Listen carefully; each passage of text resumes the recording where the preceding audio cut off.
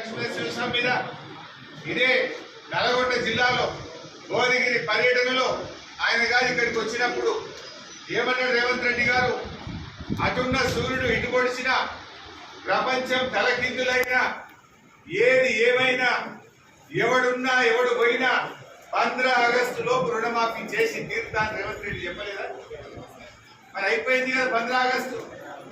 ఆనాడేమో assembly ఎన్నికల ముందు December 9 నాడు చేస్తాను, పార్లమెంట్ ఎన్నికల ముందు 15 ఆగస్టులోగా రుణమాఫీ చేస్తా అని యాదాద్రి లక్ష్మీనరసింహ స్వామి మీద ప్రమాణం చేసింది నిజం కాదా?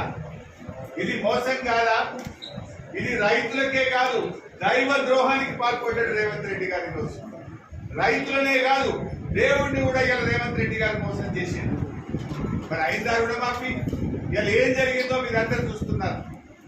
15 ఆగస్టు నాడు ఖమ్మం పోయిండు, రుణమాఫీ అయిపోయింది.